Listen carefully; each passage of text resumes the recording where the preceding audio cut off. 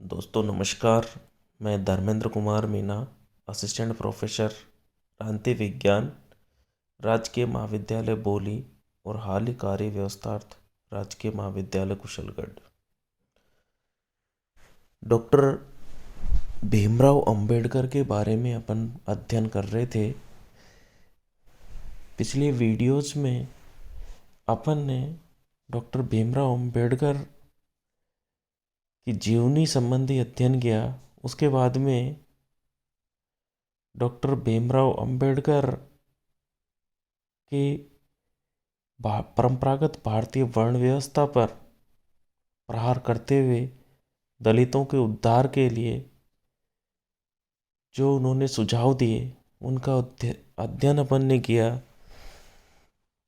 या दलित उद्धार संबंधी विचारों का अध्ययन अपन ने किया। आज अपन डॉक्टर भीमराव अंबेडकर के अन्य राजनीतिक विचारों का अध्ययन करेंगे। अंबेडकर सच्चे राष्ट्रवादी थे। भारतीय संविधान के निर्माण में उन्होंने महत्वपूर्ण भूमिका निभाई, या यूँ कहें कि भारतीय संविधान के पिता कहा जा सकता है उन्हें। भारतीय संविधान का पिता कहा जा सकता है। संविधान निर्माण में संविधान निर्मात्री सभा के द्वारा जो संविधान निर्माण किया गया उसमें 389 सदस्य थे। उन 389 सदस्यों में से किसी एक व्यक्ति का सबसे बड़ा योगदान माने तो वो है डॉक्टर भीमराव अंबेडकर। अंबेडकर एक सच्चे राष्ट्रवादी थे।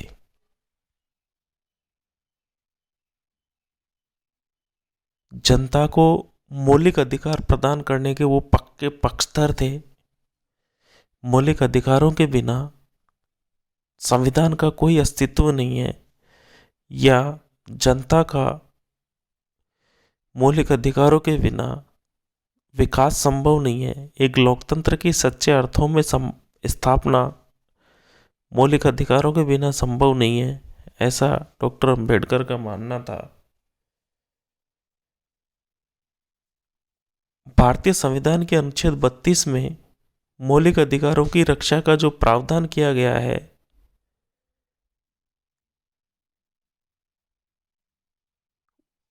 उस भारतीय संविधान के अनुच्छेद 32 को डॉक्टर भीमराव अंबेडकर ने संविधान की आत्मा कहा है।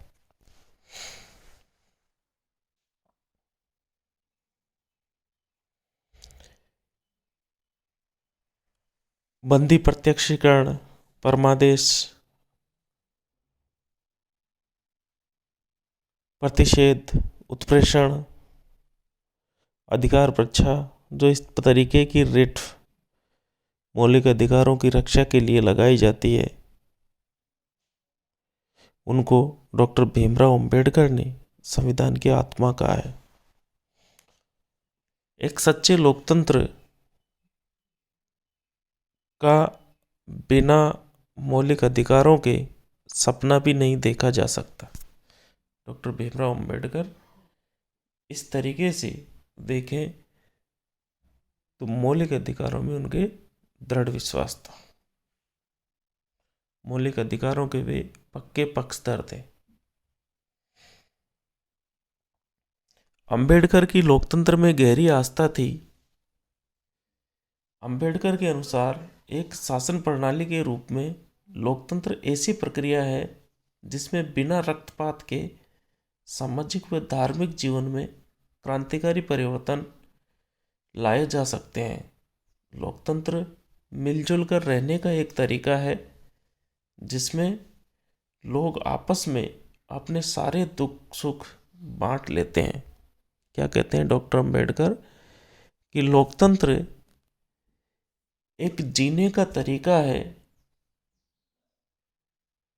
लोकतंत्र एक मिलजुल कर रहने का तरीका है, एक जीने का तरीका है जिसमें लोग आपस में अपने सारे दुख सुख बांट लेते हैं। डॉक्टर अंबेडकर का मानना था कि लोकतंत्र के माध्यम से ही बिना किसी रक्तपात के सामाजिक व आर्थिक जीवन में क्रांतिकारी परिवर्तन लाए जा सकते हैं।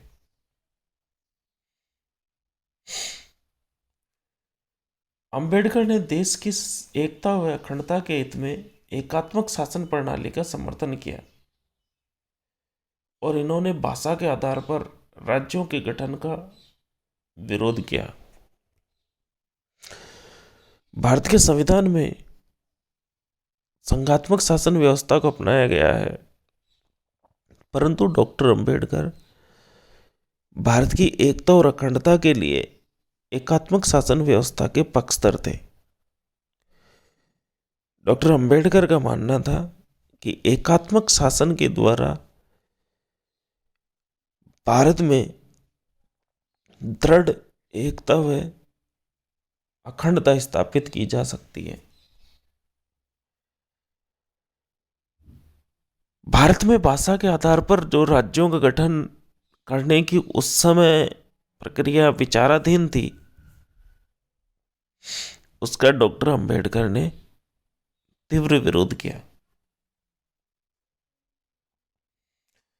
डॉक्टर अंबेडकर देश की एकता और अखंडता में दृढ़ विश्वास रखते थे और इसी विश्वास के कारण उन्होंने एकात्मक शासन प्रणाली का समर्थन किया। डॉक्टर अंबेडकर स्थानीय स्वशासन के घोर विरोधी थे।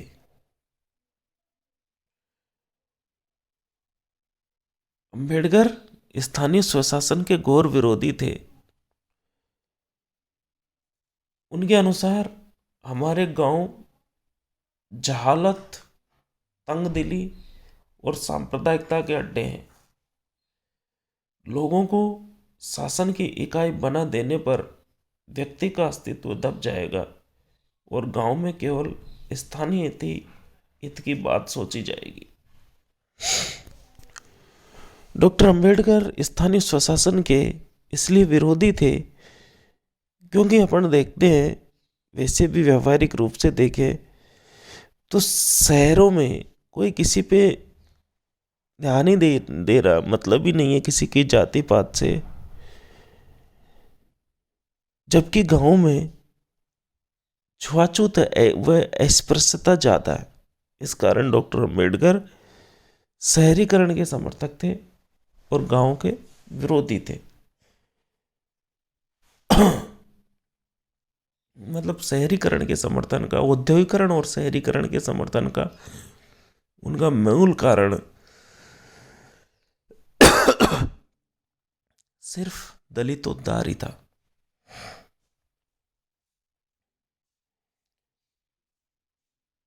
लोकतंत्र की सफलता के लिए सामाजिक आर्थिक जीवन में समानता होना ठीक है। लोकतंत्र, डॉक्टर अंबेडकर का मानना था कि लोकतंत्र की सफलता के लिए सामाजिक आर्थिक जीवन में समानता होना अच्छी बात है। अंबेडकर बहुदलीय प्रणाली के पक्षधर थे तथा लोकतंत्र की सफलता के लिए प्रभावशाली विपक्ष को जरूरी मानते थे। अंबेडकर एकदलीय द्विदलीय पद्धति के स्थान पर बहुदलीय शासन व्यवस्था के समर्थक थे और लोकतंत्र की सफलता के लिए प्रभावशाली विपक्ष का होना आवश्यक मानते थे। अंबेडकर के अनुसार बहुमत को सदैव अल्पमत के दृष्टिकोण का सम्मान करना चाहिए और अल्पमत में सुरक्षा की भावना लोकतंत्र का आधार स्तंभ है। अंबेडकर क्या कहते हैं कि बहुमत को हमेशा अल्पमत का सम्मान करना चाहिए, अल्पमत के दृष्टिकोण का सम्मान करना चाहिए और अल्पमत में सुरक्षा की भावना लोकतंत्र का आधार स्तंभ है। अल्पमत या अल्पसंख्यक जब अपने आप को सुरक्षित महसूस करेंगे तभी जाके लोकतंत्र मजबूत होगा।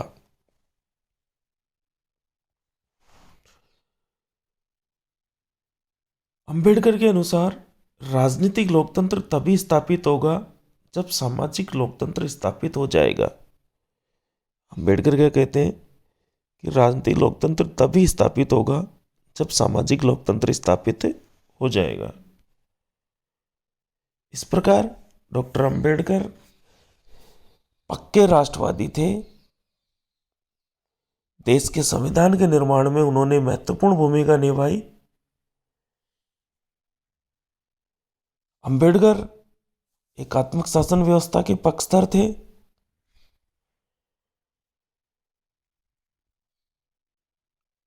अंबेडकर औद्योगिकरण और शहरीकरण के पक्षधर थे। स्थानीय स्वशासन का उन्होंने विरोध किया। बहुदलीय शासन व्यवस्था को वे पक्षधर थे और ये मानते थे कि बहुमत को अल्पमत का सम्मान करना चाहिए। धन्यवाद। जय हिंद, जय भारत।